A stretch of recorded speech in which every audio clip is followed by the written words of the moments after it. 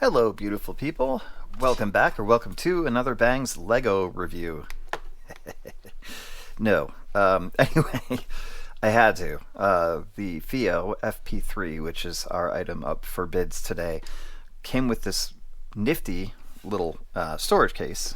It's not like a portable situation, I don't think. But I was wondering if it was compatible with Legos, and indeed it is. So you can have as much fun with that as you like. I borrowed my son's construction site set to test my theory, and yeah, it worked. Worked. Flying colors. Nicely done by Fiio there, guys. Talk about a little retro. When did Legos get this small, anyway? Have they always been this small? Like, there's little pieces in here that I swear to God, if you sneeze, they're gone. That's how small they are. Let's move that out of the way, shall we? So, yes, the Fiio fp3. It is their proprietary flat panel driver, meaning planar, magnetic, N52 neodymium magnets, etc. And it is a layered, like titanium aluminum layered driver, like micrometers thin, like very, very thin. So let's do our unboxing specs. We've already started the specs, so might as well finish them. The sensitivity on this is 105 decibels and resistance of 36 ohms. It does come with a very nice cable, which I will pop open here. In addition to this case, that is an ISN cable. That is not the stock cable. Stock cable is right here, which is very nice. It's springy, bouncy. I love that sort of style of cable. I understand it can be annoying sometimes when you're trying to put stuff away, but this one, the memory's reasonable, and it's not tangly at all. It just bounces right open. So it does come with the L termination and 3.5 only, as far as I could tell. Is, you know, who I have sort of become in this hobby. I do prefer the 4.4 for the added power, and I like it with planars too, because it just seems to help them reach their potential. So yeah, there's the ISN cable, which ended up going on it, and it is connection point is a flush 0.782 pin and is fairly secure. There we go. Build quality on these, I would call it exceptional. They're light, you know, so it's obviously 3D printed resin here, but the faceplate is stabilized wood, and you can either get it in the rosewood, pictured here, or you can get it in a black walnut. Although the black walnut does seem to be sold out on much of AliExpress right now. I did. Or I will link a page to purchase them from a trusted seller, Bright Audio, who are pretty quick on the ship, and I've ordered from them a couple of times, and they're a trusted seller. They do a nice job.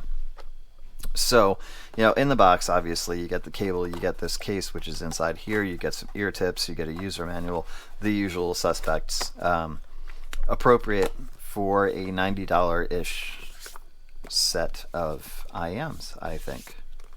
Yeah, so nice box. You know, Fiio does a nice job keeping things sort of simple and elegant in their unboxings, at least from my experience so far. Yeah, so there's the rosewood on the faceplate with Fiio, right there. The black walnut's going to look like this, only smaller, obviously. So there's the previously reviewed FT1s. Love that set. I love that set so much that I had to say it twice. And yeah, I mean, it's pretty comfortable. They're pretty comfortable to wear. They don't exactly disappear in your ears, but I wouldn't say that they're uncomfortable in any way. Definitely good for long listening sessions. If you could see this, the shape of this is kind of a little bit odd, but very cool looking. And I think that was, you know, the way that they implemented the planar magnetic, which is 14.5 millimeters. I forgot to mention that. Proprietary technology. The way they implemented it, I think they needed to give a little bit more to the acoustic chamber, and that's why that shape is the way that it is.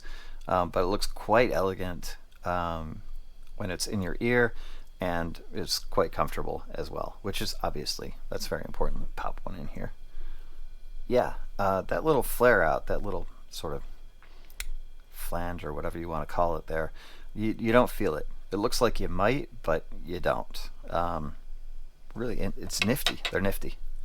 So yeah, build is solid, attractive, and they feel like, even though they're light, they feel like, they're a premium build. Can't really complain about that. Build, fit, finish, everything on them is very, very good. So let's see. There are quite a few planar magnetic sets out there right now, many of which are really good, and many of which are under $100. So the question is, where does the Fiio fp3 fit into that sort of ocean of, or at least lake of IEMs? And we'll get into that now with the sonic impressions. So I did post this graph the other day, maybe yesterday, in the community, so you may or may not have seen it before. But I was correct. There is a mid-bass bump, or hump if you prefer, and a slightly rolled off, a little more than slightly rolled off sub-bass on it. It is a mild V with a pretty aggressive ear gain, and also a peak at 6K. Interesting, because that's where sibilance occurs. And then a nice amount of extension with some dips and peaks. Going past 8K with the IEC 111 measurement rig that I have, and I thought I had out, but I don't. That gets a little bit dicey after 8K, so you can kind of take this with a grain of salt up in this area here. But I can say it does have some air, and it does have some sparkle and shimmer in the mid to upper treble. The peak at 6K is interesting because it's not, this is not a spicy or hot or, extraordinarily like fatiguing listen in the treble. I would say this is a soft sibilance. Like it's there, and it's there, and you can hear it, but it's not grating. It doesn't, like, it's not to the point of being annoying. And just like with this ear gain, which looks very steep and goes pretty high, it's a pretty steep incline from 800 hertz to 2.6, 2.7K. Again, there's a softness to it. Like there's a, I don't know, it's not polish because it's not like, that smooth, but it doesn't really feel like it's very shouty or in your face. And that, would occur especially with female vocals, which I went through, quite a number of different female vocalists with this set. And, anybody from Adele to Melody Gardot to Courtney LaPlante, like clean vocal Courtney LaPlante. None of it sounded like overwhelmingly in your face, which was nice, because I listen to things before I graph them because I want to hear them before I see them. If that makes sense to you. And when I graphed it, I was not expecting the pinna gain, the ear gain, to be quite this steep, or this much. And I was not expecting this peak at 6K either, even though I did detect some sibilance. It wasn't like I wasn't expecting a peak, right? So what does this all like mean? What it means, and something that I feel like is important and kind of obvious, but I also think needs to be said once in a while, is that the quality of the driver is of the utmost importance. And I would say that Fiio did one heck of a job with their proprietary planar 14.5mm planar or flat panel driver. I think they did a heck of a job with this set in that. And I do think that the tuning is purposeful, and I do think that it is going to appeal to people who like a more traditionally styled / tuned planar magnetic IEM. So I put these almost at the polar opposite of the RD T10 and the RD T10 Pro, especially the T10 Pro, because that treble, upper mids to all of the treble, it's kind of a little smoother and more polished. I will call that polished on the T10 Pro. Um, the T10 Pro is kind of untouchable in that, under 100 no matter what driver it is, set of IEMs, and this does not approach, like, it's not, in direct competition, even though driver wise it is. It's not, they don't really approach that level of awesomeness. um, but for what they are and what they do and the way that they're tuned, I think they're very good. I don't really, I can't see them being like universal. I think the T10 Pro is universal. I think the T10 is almost universal. In fact, for some people, it's just about perfect. Those two sets are hard to compete with. But I would say that Fiio did a really good job with a really good driver in tuning this to, I would say, probably appeal to those people who really like planar magnetic drivers and their presentation and their texture and their treble, and they give that little bump in the mid bass there to sort of round them out a little bit, balance them a little bit, make them a little more versatile than some straight up planar sets. To me, like, these did really well with most genres. Anything up to, like, Tool was kind of the cutoff point for metal. The Sound of Animals Fighting was, that was a nice one as well, because it's fairly dynamic. But when you start to get into things like Lamb of God and Archspire and Slaughtered to Prevail and that sort of genre of metal, they were a little too much. A little too much in the treble, a little too much in the ear gain, a little too busy, congested, not enough separation to really handle those genres. But that being said, if you're looking at jazz, was fantastic on it. Classical music was great. What I listened to, the Adagio, Gustav Mahler, and Coltrane and Davis and Charlie Parker. Very realistic, if not super natural sounding in the treble, which is, I think, sometimes the shortcoming of the planar driver, especially on the sub 100 side. It was accurate, if not the most natural. It was still very accurate. A lot of nice detail retrieval and, fairly technical performance kind of sound to them. So pop was fine, R&B, hip hop, K-pop, some rock, like My Usual Suspects, Highly Suspect. Speaking of Usual Suspects, Highly Suspect and Royal Blood, like those. Radiohead sounded pretty good, I would say.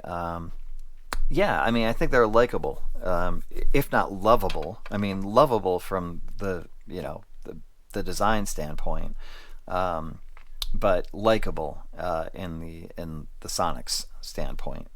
I think that they're not going to set the world on fire. They're not a market breaker.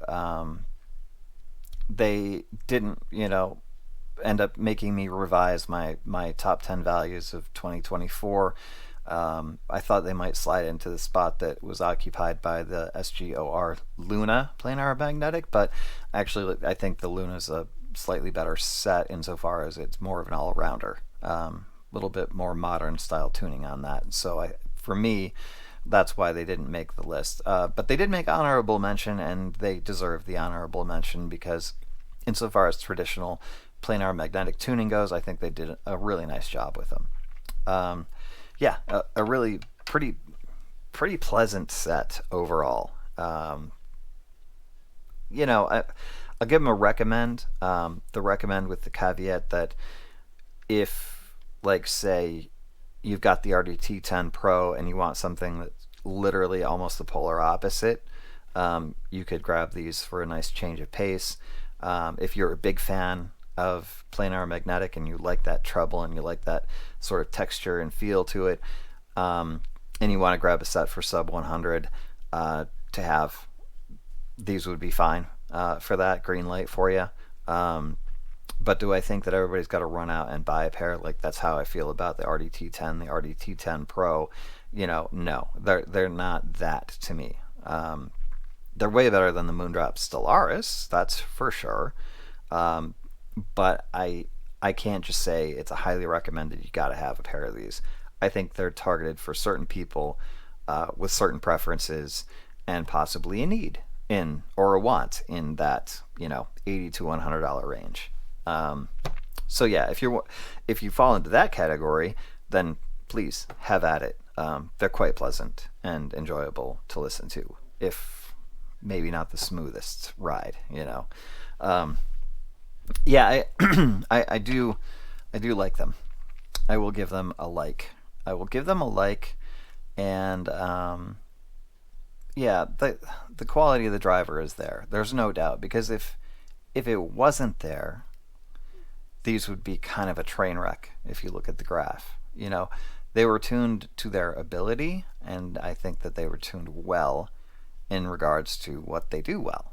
Um, but if this had been a crap driver, they would be probably unlistenable, in my opinion.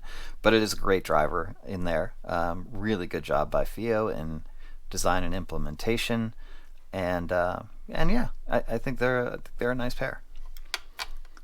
Not going to go any further into it than that, guys. Every once in a while I like to try to stay under 20 minutes in my reviews, and I think I'm going to today. So that is going to be potentially the final official reviewed product of 2024. I may do the SLT6, but the next video that's going up is going to be the all-time list and the rest of the 2024 awards on Monday, and then I could very well be taking a full week, just a family time, full week off from the channel, enjoy Christmas and New Year's, and just kind of chill out. Because even though I love every second of doing this, there does come a point in time when you do need a break. And I haven't really taken a break since we went camping back in August. So I think it might be time. It might be time to take a few days off and just kind of like let things settle and then start fresh for the new year. So that being said, you'll probably hear from me at least once more after Monday, just to Happy New Year and that kind of stuff, catch up on what's going on. But for now, I think this is going to do it. I would just want to wish everybody a warm and wonderful happy holidays. Merry Christmas if you celebrate Christmas. If you celebrate other holidays, warm, happy, lovely, amazing holiday to you from me and my family. I think especially this time of the year, the be careful is important, the be safe is important, and the be nice is important. So I know kind of like I say that every time, but I mean it. Like, do your best to be kind and nice this time of the year, because it, as wonderful as it is, it can be rough for some people. Some people do not have a happy holiday. So just try to keep that in mind as you're out and about and interacting with folks. Just be nice and be kind if you can. Yeah, that's going to do it for today. Hope you're having a wonderful time. I'll see you on Monday for the more or less wrap up of the year. I love y'all. Nothing but peace to you. And we'll see you soon. Take care.